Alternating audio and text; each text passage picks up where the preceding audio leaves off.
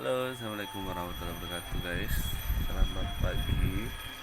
Maaf ya baru bangun. Ini udah jam 3 kurang 9 menit. Kurang 11 menit jam 3 subuh. Aku kebangun karena lagi kurang enak badan, kurang fit. Karena mungkin cuaca ya.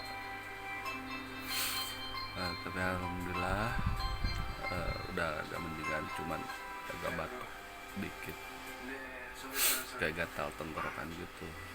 Nah, aku hari ini udah 2 hari gak enak badan. Udah banyak banget yang ada salah satu seorang, dia sangat kepo dengan dia sangat kepo dengan kehidupan saya sehari-hari. Dia nge-DM gue di Instagram. Dia bilang eh,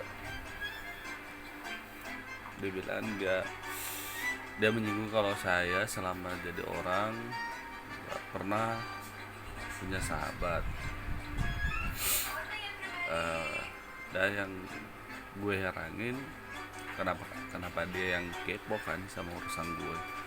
Terserah gue mau punya sahabat, mau punya nggak punya sahabat, itu kan secara secara individual atau secara pribadi kan. Oke, gue jawab lewat di sini ya video. Nanti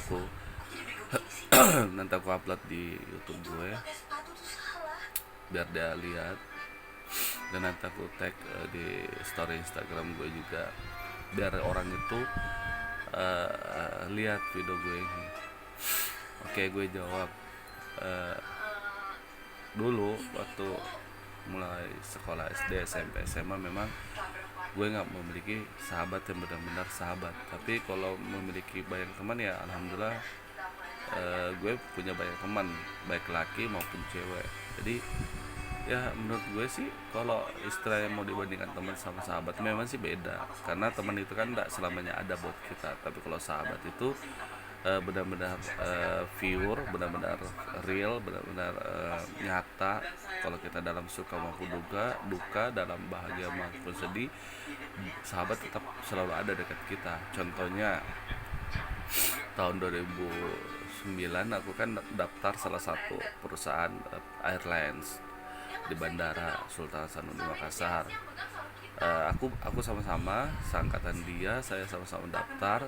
Itu hari aku daftar sama dia itu, aku jawab aja, aku daftar sebagai pengangkatan barang di pesawat airlines atau porter. Nah, disitulah aku mulai kenal sama dia, almarhum. Dia sekarang dia sudah meninggal, mungkin Allah lebih sayang sama dia. Nanti aku cerita ya gimana dia meninggal. Nah, 2009 itu aku sama dia. Sebenarnya aku memiliki sahabat dua seangkatan gue. Yang satu itu namanya Saiful. Saiful ini dia tinggal di Pangkep. Yang satu ini yang meninggal ini namanya Muhammad Agus. Tapi di antara dua angkatan gue ini, yang aku paling dekat itu, paling benar-benar sahabat itu, setia sejati, itu Muhammad Agus, itu almarhum. Tapi eh, gue salut banget sama dia, karena kenapa? Eh, gue sama-sama menitis karir di bandara tuh sama-sama 2009. Nah, pas 2010 2011 itu dia diangkat atau dipindahkan di bagian staff porter. Nah, gue dipindahkan di cleaning pesawat. Jadi meskipun saya beda pekerjaan, tapi saya sama dia selalu ketemu di bandara. Nah, ada cerita lucu pas bulan puasa. Pas bulan puasa kan, aku kan pertama kali puasa di makan sahur dan buka di bandara. Nah, gue sama sekali nggak tahu, ya. Gue nggak tahu sama sekali. Kan gue baru pertama kali kan buka puasa di bandara sama sahur. Nah, pas waktu aku dapat bulan puasa di bandara itu pas makan sahur kalau nggak salah. Itu kan aku nggak tahu gimana suasana di bandara pas mau sahur sahur pertama di bandara, ya kan. Nah itu hari aku selesai ngebersihin pesawat itu jam 1 jam 2 dini hari. Jadi pas selesai beres-beres bersih-bersih, kan teman-teman di cleaning pesawat itu kan mau cari makan sahur di salah satu rumah makan di Sudiang. Nah pas aku mau pergi keluar cari makan sahur, dia datang tiba-tiba. Dia itu hari dia libur. Saya kaget, dia datang subuh-subuh jam 1:30, dia udah nunggu gue di depan pintu ruang kerja gue. Jadi gue kaget, kok kamu masuk sih, katanya kamu libur. Dia bilang, iya sih gue lagi libur, tapi aku bawain kamu makanan buat sahur. Lah kok kamu apa ya istilahnya, kamu sih apa mau bawain aku makanan. Dia bilang, kan kita teman sahabat. Jadi disitulah aku selalu dibully sama teman-teman aku di cleaning. Teman-teman aku di cleaning katanya, so sweet banget sih jadi sahabat mereka berdua. Jadi aku sih sama dia nggak apa-apa, tapi pas itu hari aku udah dikasih kan, aku bilang kita makan di luar aja kan. Pas gue juga mau keluar. Jadi itu hari ya aku keluar aja sama dia naik mobil, terus motornya dia simpan di bandara, di parkiran bandara. Nah gue keluar pas di lampu merah di luar bandara itu, aku sebenarnya mau ke Sudiang nggak beli makanan, tapi gue pikir lagi, Gus gimana kalau kita makan sahurnya di rumah kamu aja ya kan, sambil gue mau lihat ke rumah kamu. Jadi itu hari aku ke rumahnya dan alhamdulillah satu keluarga almarhum ini humble banget dan welcome sama saya. Nggak ada sama sekali yang kayak ada yang muka judes atau segala macam, tapi alhamdulillah semua, mulai dari bapaknya, mamanya, kakak, adanya, semua alhamdulillah gue diterima sebagai teman almarhum. Dan pernah di salah satu peristiwa itu kan hari aku udah menikah sama mantan istri aku yang pertama. Nah sama mantan istri pertama aku ini kan sering bertengkar. Jadi aku udah nggak tahan dengan perilaku dia, mantan istri aku yang pertama. Jadi itu hari aku kabur dari rumah. Jadi aku nggak pusing, nggak tahu mau kemana. Saya telepon teman sahabat aku ini, si almarhum Agus. Gus, bilang, kenapa? Aku lagi ada masalah nih sama istri gue, teman istri gue. Bilang, kenapa?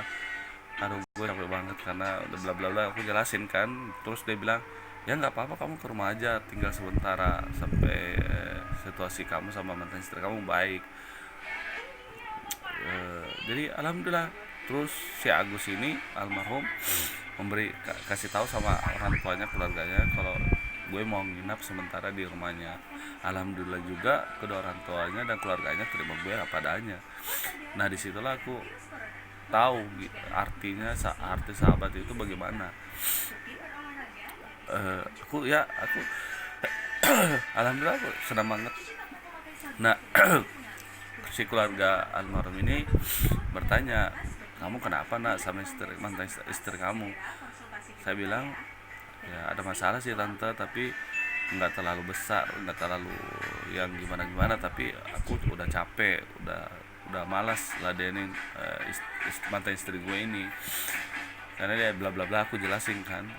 Jadi orang tuanya ya bilang, oke, nggak apa-apa nak, ya sabar aja.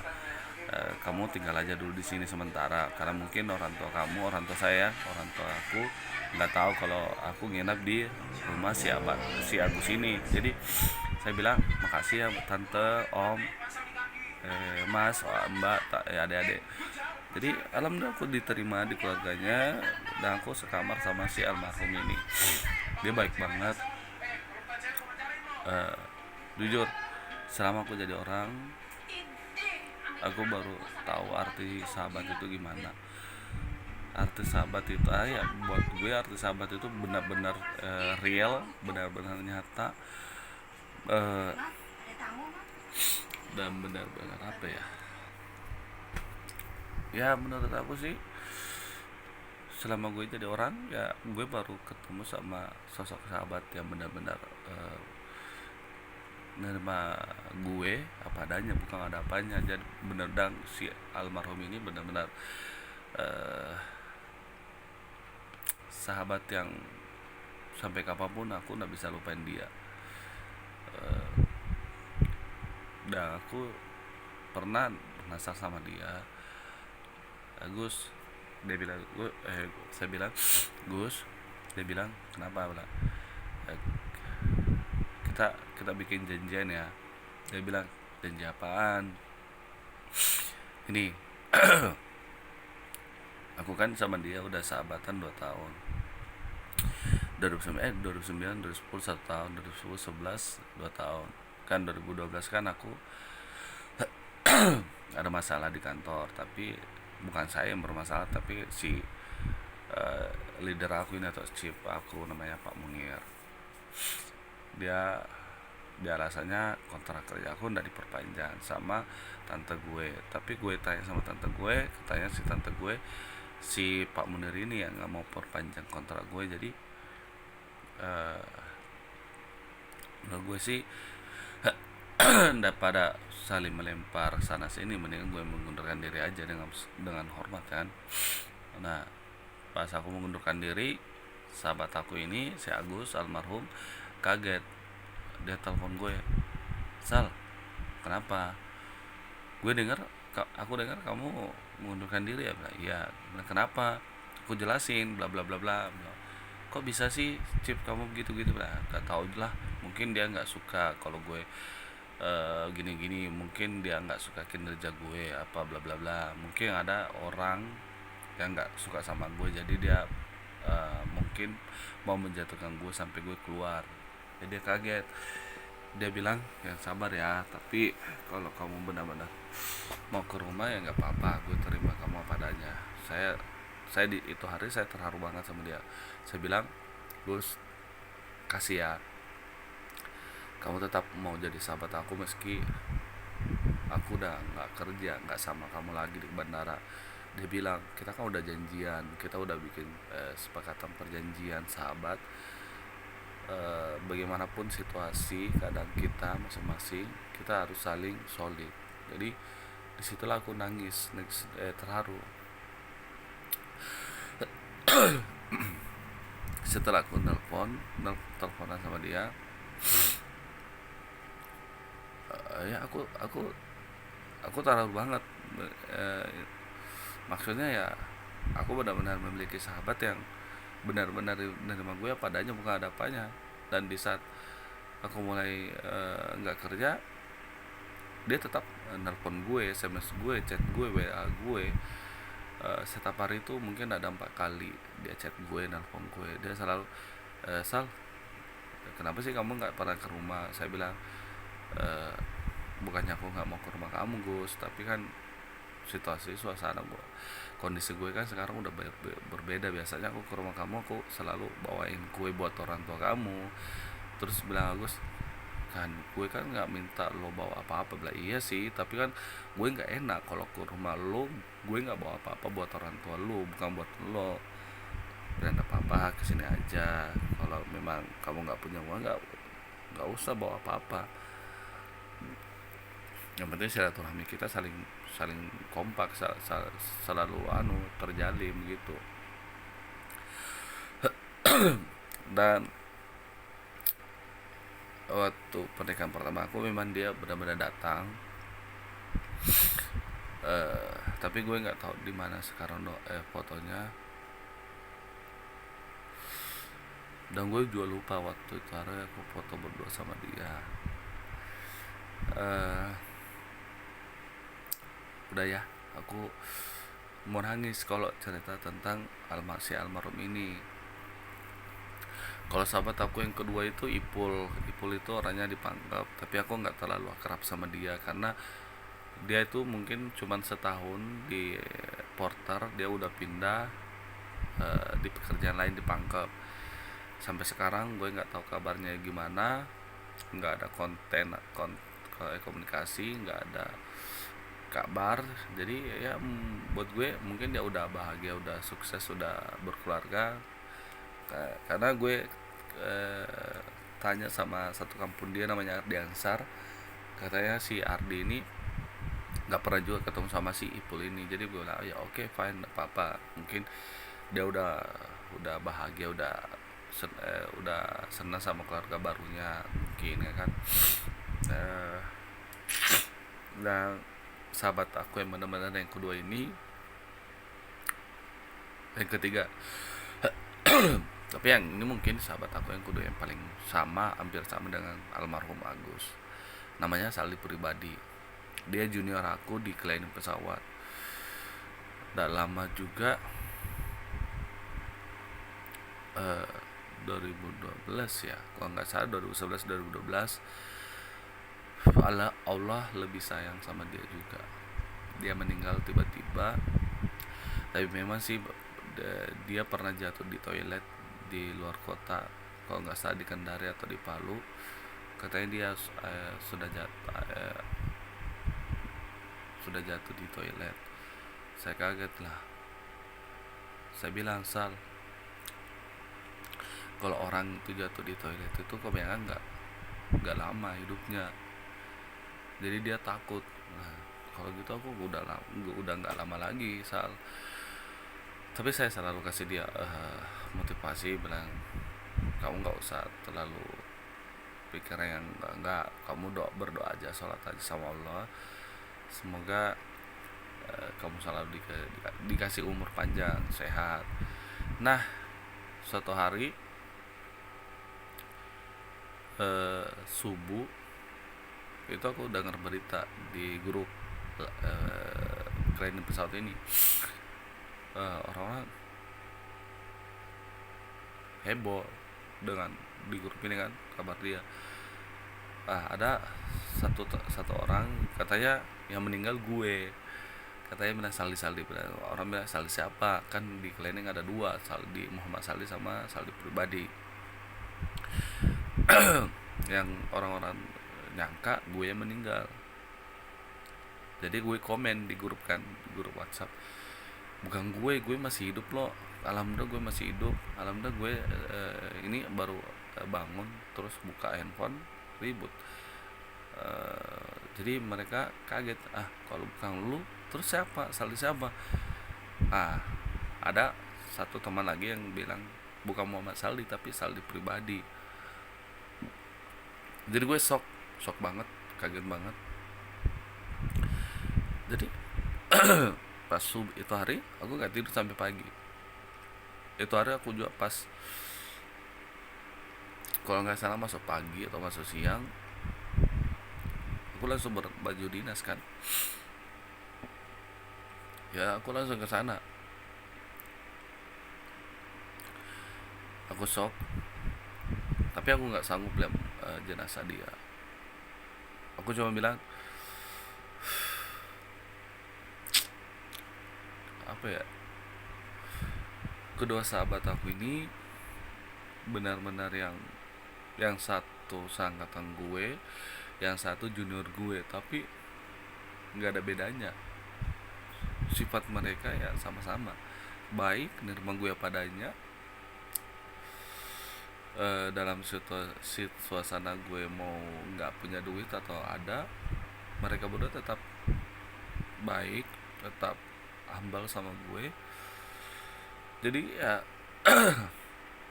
disitulah aku benar-benar memiliki dua sahabat yang real, yang benar-benar menerima gue apa adanya, bukan ada apanya. Nah disitulah sampai saat ini aku belum menemukan pengganti kedua almarhum ini, karena susah banget mencari sahabat yang benar-benar menerima kita apa adanya, bukan ada apanya. Jadi yang buat chat gue, sorry, bukannya gue nggak mau liatin foto dua sahabat gue, tapi benar-benar gue nggak simpan foto mereka karena nggak sempat. Ada dulu yang si almarhum Agus ini, aku ada foto waktu aku nikah yang pertama, tapi aku lupa aku taruh di mana. Dia orangnya manis, baik, lucu orangnya juga, udah humble, tapi sayang meninggalnya dengan tragis karena dia ditabrak sama mobil. Dan itu hari aku sama sekali nggak tahu kabar dia kalau dia meninggal, karena itu hari aku ada di Ambon di rumah keponakan saya. Pas pulang di Ambon aku udah penasaran, heran kan, kok si Agus ini nggak pernah ada kabar. Biasanya dia nelpon gue, ngabarin gue, apalah chat, WhatsApp, SMS, tapi ini nggak ada sama sekali. Jadi seminggu aku udah pulang dari Ambon, aku langsung ke rumahnya. Tapi perasaan gue udah campur aduk. Saya bilang dalam hati gue, kok perasaan gue kayak gini ya, campur aduk. Nah, nggak lama sampai di rumah almarhum, keluarga si almarhum ini Agus, kayak muka-muka masih dalam kabut ya, dalam berduka cita. Jadi saya masuk, saya bilang assalamualaikum om, tante. Nah, motornya itu masih ada di rumah almarhum. Saya bilang, tante, om, apa kabar? Dan almarhum ini baik nak, kok dia orang tuanya, kok kamu jarang kesini sih? Bilang, iya om, tante, aku habis dari Ambon, rumah keponakan. Jadi dan aku di Ambon itu yang selalu aku ingat si Agus. Saya bilang, om, Agusnya mana? Nah, aku lihat muka ibunya si Agus ini udah merah, udah kayak mau nangis. Saya bilang, kok mata tante kayak mau nangis, saya merah. Si mamanya Agus ini bilang, nak,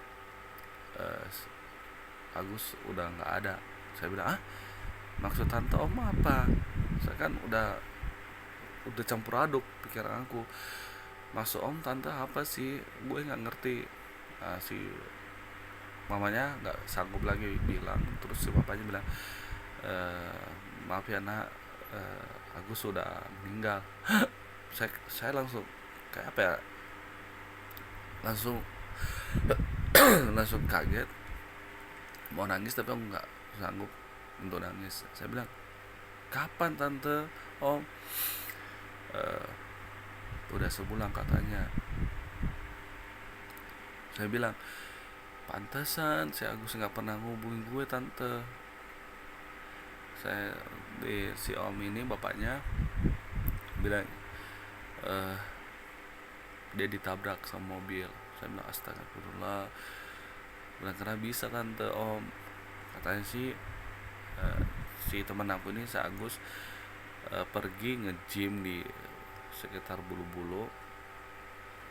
Pas pulang, katanya pas maghrib, katanya dia buru-buru mau pulang.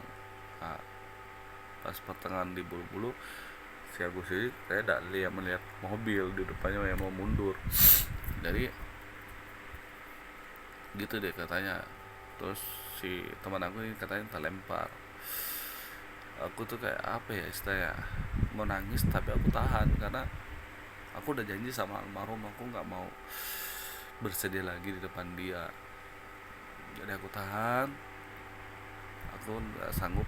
Aku masuk dan motornya, kamarnya, ya di rumah almarhum aku banyak banget kenangan sama dia.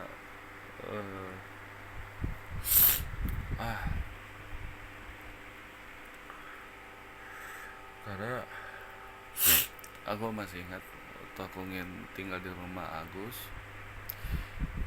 Itu hari aku mau banget buang air kecil ya sama buang air besar. Aku kan baru pertama di situ rumahnya, aku masih malu-malu. Jadi aku kasih bangun, dia responnya baik banget. Dia langsung bangun terus antarin gue ke toilet. Baik banget sih pas tau gue sama si Agus. Makan sahur bareng di keluarganya, makan buka bersama di rumahnya. Aku benar-benar bersyukur memiliki dua sahabat yang benar-benar real nerima gue padanya, bukan ada apanya. Nah sampai sekarang kenapa aku nggak punya sahabat ya, menurut aku susah banget mencari sahabat yang seperti mereka, susah banget karena nggak segampang membalikan tangan kayak gini, nggak segampang itu. Mungkin cuman almarhum Agus sama Salih Pribadi yang ada di hati aku, sahabat aku dua-duanya. Buat kalian berdua, saya cuma bisa doain Al-Fatihah buat kalian. Semoga kalian udah tenang di sana, udah menjadi husnul khotimah, udah berada di sisi Allah, udah berkumpul sama orang-orang yang beriman. Karena setahu aku mereka berdua itu kalau ibadahnya benar-benar top. Jadi apalagi yang aku mau jelasin kan, ini buat orang yang DM gue, ngechat gue di Instagram. Jadi buat you, kalau kamu nggak percaya, kalau lo nggak percaya, lo bisa datang di kompleks perhubungan, cari rumahnya almarhum Salih Pribadi, dan yang satu di Sudiang di lorong asrama haji, cari rumahnya almarhum Muhammad Agus. Kalau kalian kalau lo nggak percaya, karena kalau si Salih Pribadi ini benar-benar aku baru kenal dia belum setahun, dia udah meninggal.